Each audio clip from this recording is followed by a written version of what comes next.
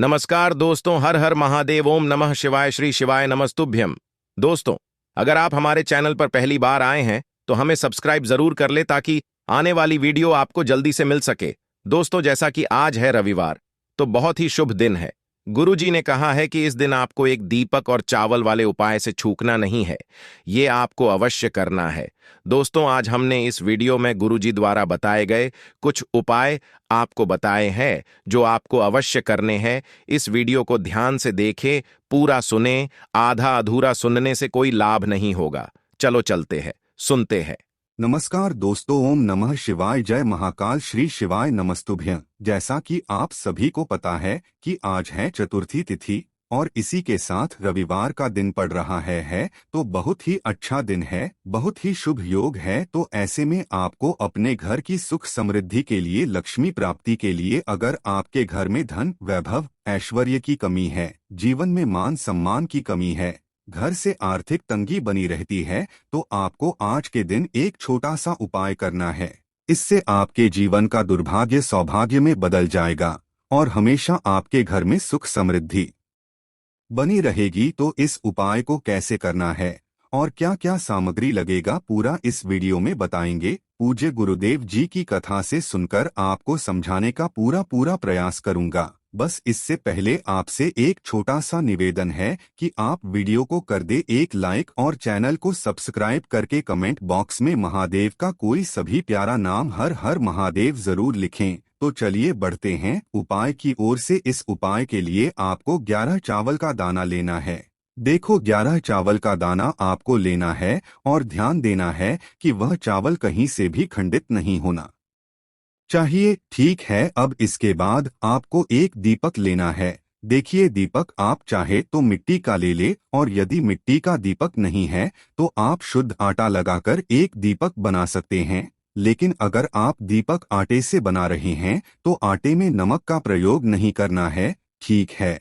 और इस दीपक में आपको लंबी बातें लगानी है और यह दीपक आपको शुद्ध गाय के घी से प्रज्वलित करना है, ठीक है। तो एक दीपक आपने बना लिया। आप क्या करना है, आपको प्रदोष काल में शाम 6 बजे के बाद इस दीपक को और 11 चावल का दाना इसे लेकर चले जाना है बेलपत्र के पेड़ के नीचे। ठीक है, तो आप बेलपत्र के पेड़ के नीचे चले जाएं और वहां पर जाकर सबसे पहले आपको उत्तर दिशा की ओर मुंह करके बैठ जाना है और बैठकर के एक चावल का दाना आपको ओम महालक्ष्मी नमो नमः इस मंत्र का जाप करते हुए उसी 11 चावल के दाने को बेलपत्र की जड़ में रख देना है, ठीक है। चावल रखने के बाद आपको एक दीपक जो लंबी बात का लेकर गए हैं उसे वही प्रज्वलित करना है और उसी चावल के ऊपर तो आपको उस दिए को रख देना है और आपकी जो भी कामना है हाथ जोड़कर सच्चे हृदय से उसी समय प्रार्थना करनी है।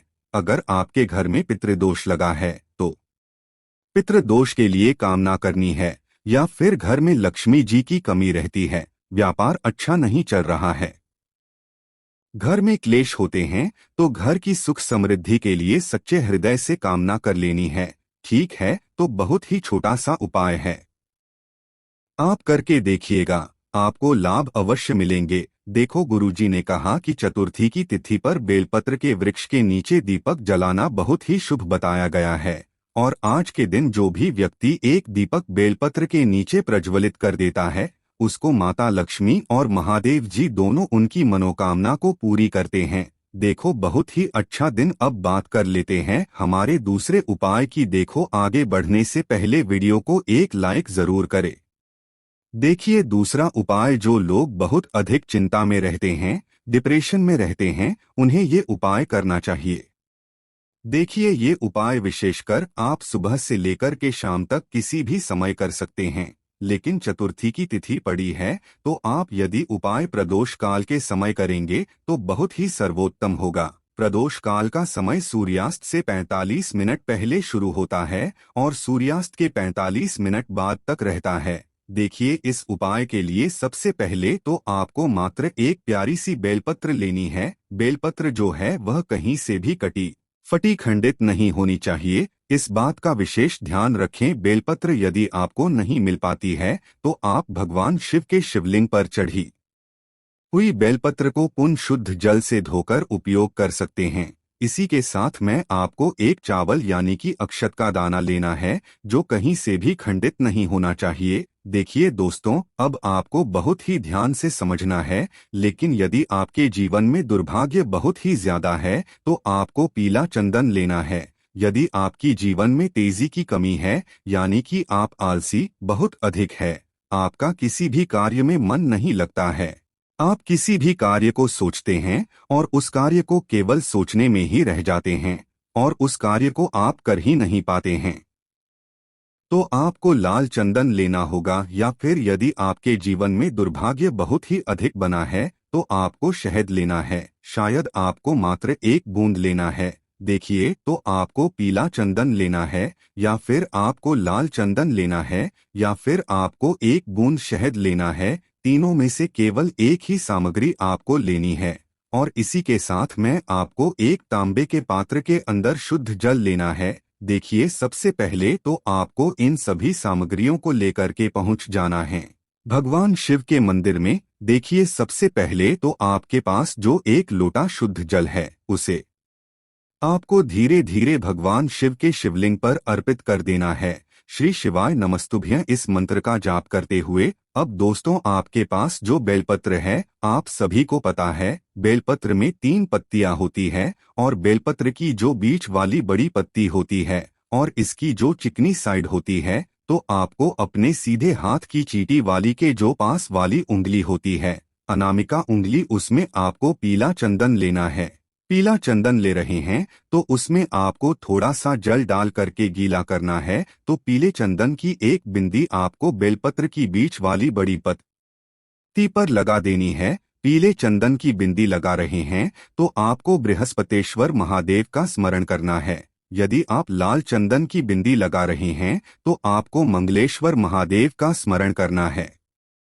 यदि आप शहद की बिंदी लगा रहे हैं तो आपको सुरेश्वर महादेव का स्मरण करना है। देखिए, बिंदी जो आप लगाएंगे वो थोड़ी सी आपको बड़ी लगानी है।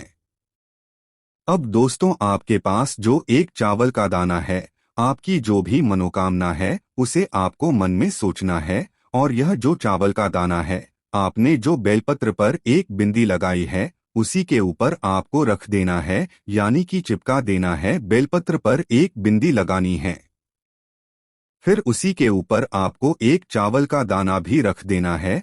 अब इस बेलपत्र को तैयार करने के बाद इससे आपको अपने सीधे हाथ में रखना है। वापस से आपको अपनी मनोकामना को बोलना है और इस बेलपत्र को आपको भगवान शिव के शिवलिंग पर अर्पित कर देना है। देखिए, बेलपत्र की जो चिकनी साइड है वो शिवलिंग से स्पर्श रहेगी। इसकी डंडी आपको जलाधारी की ओर रखनी है। इस प्रकार से बेलपत्र आपको अर्पित कर देना है। तो इस प्रकार से आपको ये सुंदर सा उपाय कर लेना है। अब दोस्तों, अब हम जान लेते हैं तीसरे विशेष उपाय के बारे में। देखिए, यदि आपके जीवन में कर्ज जो है वह बढ़ते ही जा रहा है, धन की कमी होती जा रही है, व्यापार अच्छे से नहीं चल पा रहा है, यानी कि ऐसी स्थिति बन चुकी है कि कर्जा न लेते हुए भी आपको लेना ही पड़ता है, तो आपको यह विशेष उपाय करना है। यदि आपका कोई भी कार्य अटक रहा है, परिपूर्ण नहीं हो पा रहा है, तब भी आपको ये उपाय अवश्य करना है। देखिए, इस उपाय के लिए भी आपको मात्र एक लोटा शुद्ध जल लेना ही तांबे के पात्र के अंदर। अब देखिए दोस्तों, इसी के साथ में आपको एक बेलपत्र लेनी है, एक शमी पत्र लेना है। इसी के साथ में आपको एक हरा मूंग लेना है और रविवार है तो आपको एक गुड़ का टुकड़ा भी लेना है। ध्यान रखें दोस्तों, बेलपत्र और हरा मूंग जो है वह कहीं से भी खंडित नहीं होने चाहिए। इस बात का आपको एक विशेष प्रकार से ध्यान रखना है। अब दोस्तों, आपको ये सभी सामग्रियां लेकर के सीधे पहुंच जाना है भगवान शिव के मंदिर में। यह उपाय भी आप सुबह से लेकर के शाम तक किसी भी समय कर सकते हैं। देखिए, सबसे पहले तो आपके पास जो एक गुड़ का टुकड़ा है, एक समीपत्र है, एक बेलपत्र है और एक हरा मूंग है, तो इन सभी को आपको उस जल के पात्र के अंदर डाल देना है। अब यह जल का पात्र आपको भगवान शिव के शिवलिंग पर अर्पित कर देना है और सुरेश्वर महादेव का मन में स्मरण करते हुए आपको अर्पित करते जाना है और आपको श्री शिवाय नमस्तुभ्यं इस मंत्र का जाप करते रहना है। देखिए, सुरेश्वर महादेव आपके जीवन से सारे अंधकार को दूर कर देते हैं और इस उपाय में गुड़ का प्रयोग करने से गुड़ जो है हमारे जीवन के अंधकार को दूर करता है और हमारे जीवन को तेजस्वी बनाता है। तो इस प्रकार से आपको ये सुंदर सा उपाय भी कर लेना है। तो दोस्तों, ये थे पूज्य गुरुजी द्वारा बताए गए 3 बहुत ही चमत्कारी उपाय। जो भी आपके लिए उचित है, सरल है, उसे आप कर सकते हैं। यदि उपाय से जुड़ा किसी भी प्रकार का सवाल है तो कमेंट में पूछ सकते हैं। उपाय को करते समय आप किसी भी प्रकार की गलतियां ना करें। अगर आपको हमारी वीडियो पसंद आए तो हमारे इस चैनल को सब्सक्राइब जरूर करें। हर हर महादेव। ओम नमः शिवाय। श्री शिवाय नमस्तुभ्यं।